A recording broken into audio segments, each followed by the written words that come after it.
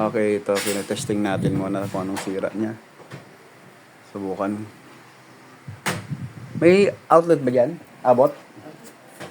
Ito. Saksakan niya. Pahihati mo na sa may ito pag ano. Urong mo na lang. Ayan.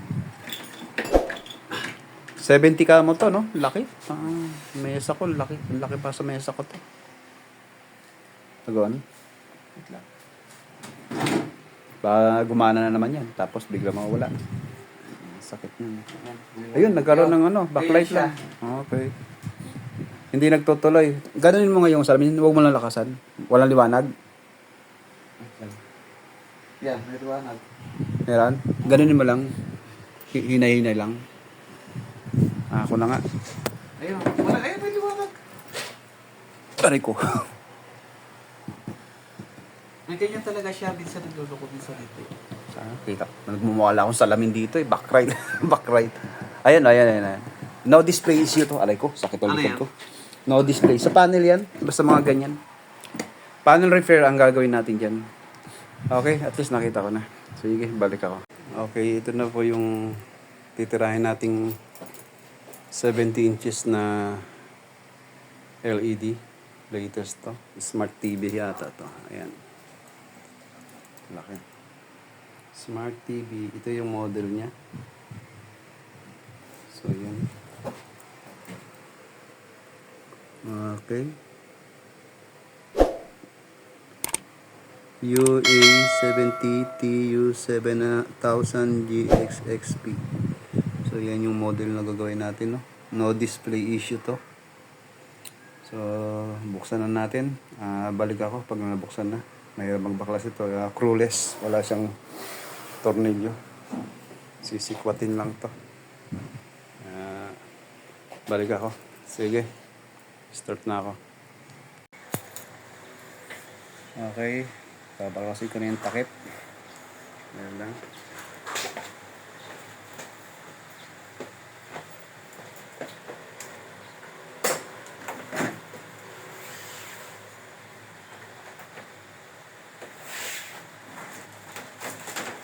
Ang laki.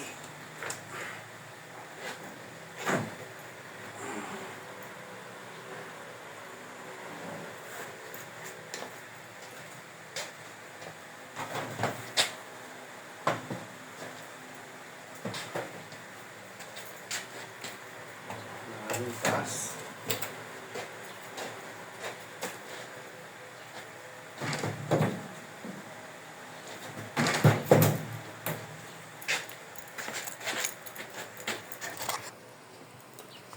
So, ayan. Buksan ko rin. Medyo mahirap lang baklasin kasi naka-clip type siya. Laki nito. Laki-laki ng kaha. 70 inches. Ang bigit naman ng mga laman. Ito yung mainboard niya. Yung power supply. Tapos ito naman yung wala siyang T-con board. Direct to panel lang. So, ito yung panel board niya.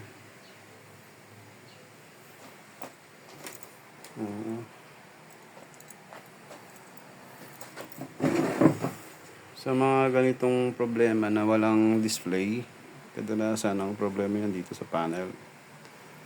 Pero i-check din natin kung may supply siya na lumalabas na BGH at saka BGL.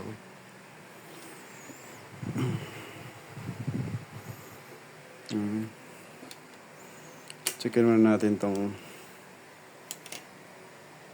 ribbon wire niya, baka madumi. Ayan o. Parang medyo may kalawang sa dulo. Ayan. Subukan din natin linisan ng lapis o pambura to. Medyo marumi na yung pinaglalagyan ng ano. Tingnan ko rin itong kabila.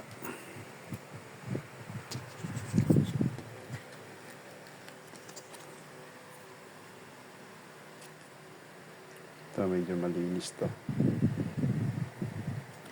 Ito lang medyo marumi. Ayan o. Parang pinakalawang. May mga times kasi yung dumi na yan sa ribbon ang nagiging dahilan din. Kaya minsan nagluloko yung display, nawawala, nagkakaroon dahil sa dumi na yan. Subukan natin muna linisan to, tapos ite-testing natin bago natin hanapin talaga ang dahilan pa. Pag nagloko pa rin siya at ganun pa rin, saka natin hanapin yung problema. Ito muna ang first step na gagawin natin. Linisin muna natin yung pinaka daluyan ng LBDS, yung sa ribbon. Subukan muna natin linisan o gamitan natin ng eraser para luminis siya. Tapos i-testing natin. Okay? Balik ako mamaya pag iti-testing na. Sige. Okay, ito na yung lapis. Subukan natin linisan tong dumi na to. Ayan. Medyo nagkakalawang siya eh. Try natin linisan. Linisan na natin. Pasensya na sa camera, hand lang ako dahil yung camera ko hawak ko. Para ka lang nagbubura ng dumi o sa sulat ng lapis. Maya lalabas na yung tunay na linaw ng ribbonware na yan. Tsaga-tsaga lang.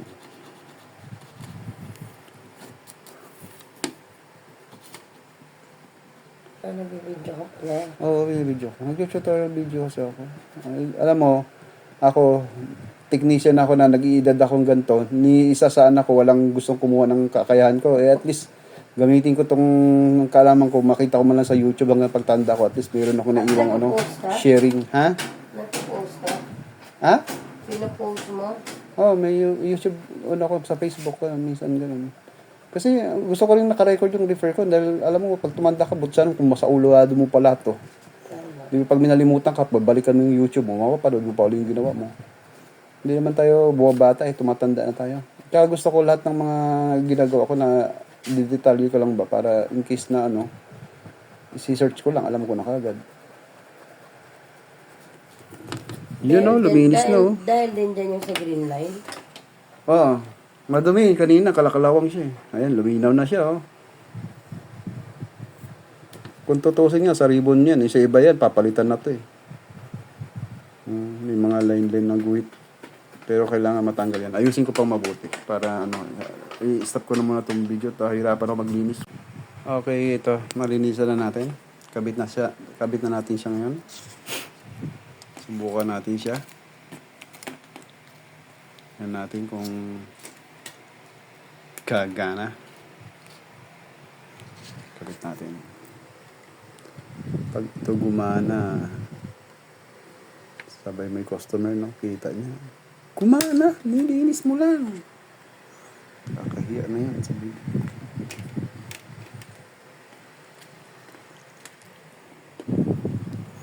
One hand lang tayo. Gamit ko kasi yung isang kamay ko sa isang cellphone. Yeah.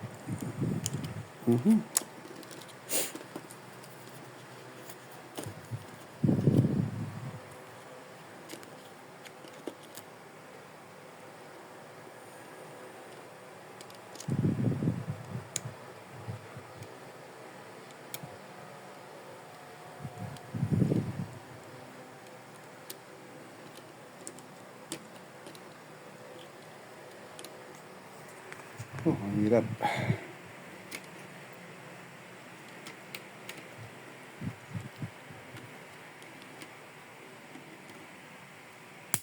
Okay. Testing natin. Ano natin yung saksakan. Okay. Tingnan natin kung magkakaroon ba ng display. Dito natin makikita kung gagana.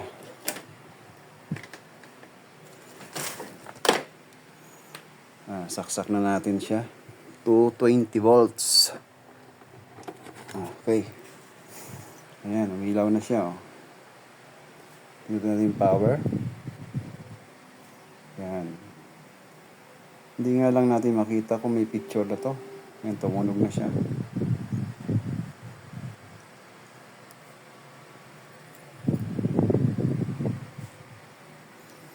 Ayan.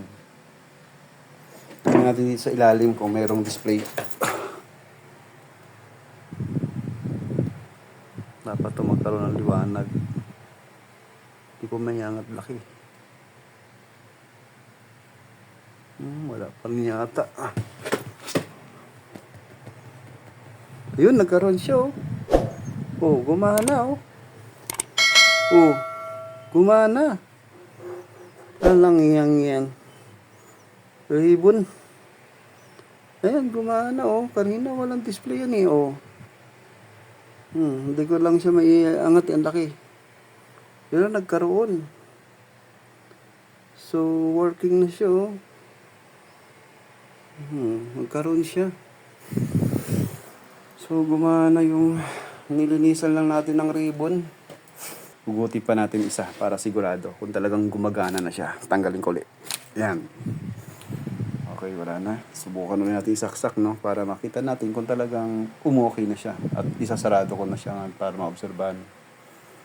Grabe. Kung ganito yung TV yung gagawin mo, puro linis lang. Buburahin mo lang yung dumi, tapos gagana na. Kikita ka na. Okay, saksak ko na ulit. Yan. Panalo ka rito pag ganun. Ayan, gumagana na siya. Abangan natin dito kung display. Opya. Ayan. Tingnan natin pag ito nagkaroon pa rin, ibig sabihin okay na to. Hindi katulad kanina, walang display to, eh. Ayan. Hindi ko kasi siya may angat, eh, dahil lang laki. Tingnan natin kung magkaka-display. Tagal lang talaga siguro itong mag-display.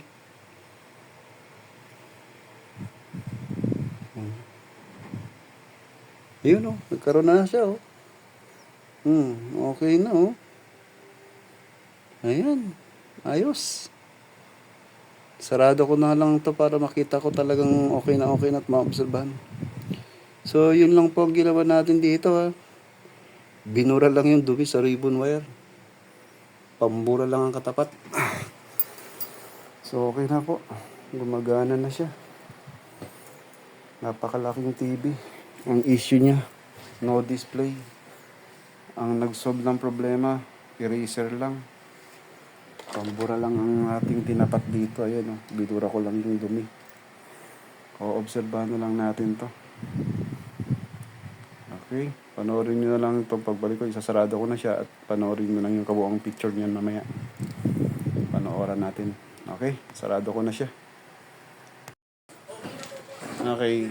Ito, testing natin sa YouTube, no? Kakakunin ko lang siya sa wifi ko. Ay, sa hotspot.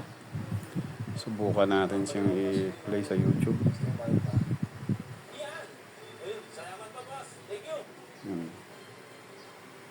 Kanina pa to, hindi ko pa siya pinapatay, no? Ayan, gumagana. I-play lang natin naman to kung ano. Ito, subukan natin to.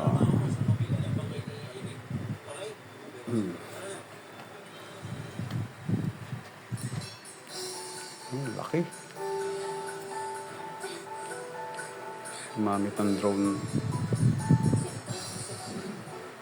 Ang ganda ng resolution ng TV to, ah. So, nung nabili mo to, wala pang bahay, walang kahit ano.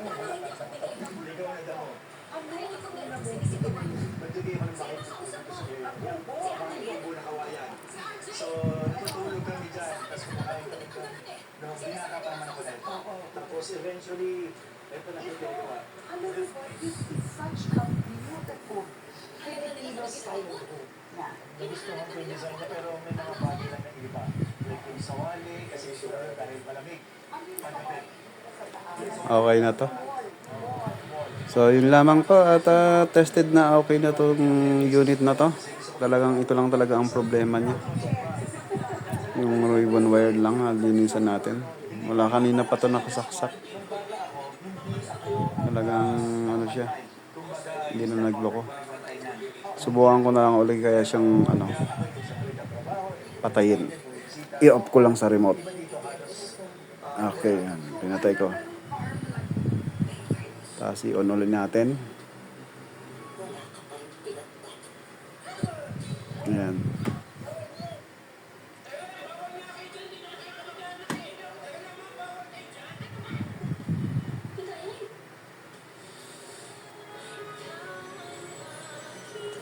Okay na talaga siya.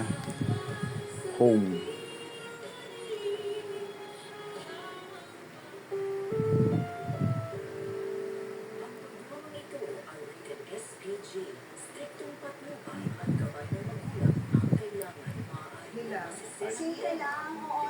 Okay.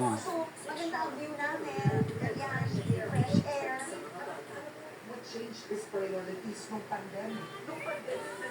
Yeah. Second part, oo. That's the minute na Nag-op.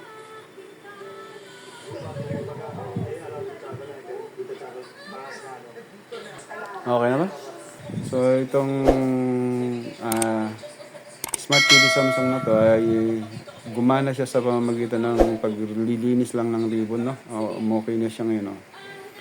So, yun lang. At maraming salamat sa mga nanonood ng tutorial video na ito. At kahit paano, may konti tayong malalaman sa mga ganitong problema, yung mga TV ganito. Pag walang display, hindi sa lahat ng walang display, isira agad ang panel. Minsan, checkin din natin muna yung ribbon wire, baka marumi lang. At least, nakita natin kung paano ginawa natin. So, yun lang. At maraming salamat sa mga nanood ng video to. Thank you. 70 inches Smart TV Samsung. So, napakamahal na TV to kung tutusin. Kaya lang ang trouble niya minor lamang kung tutusin to. Medyo parang sige, bahala na lang kayo musga. Okay, hanggang dito na lang video ko at maraming salamat. Paki-subscribe na lang po ang channel ko at paki-click na rin ang notification bell para maging updated kayo sa lahat ng mga video i-upload ko. Sari-saring appliances po ang ating ginagawa. At abangan nyo na lang lahat ng mga upload ko pang video. Thank you and maraming salamat. Bye-bye.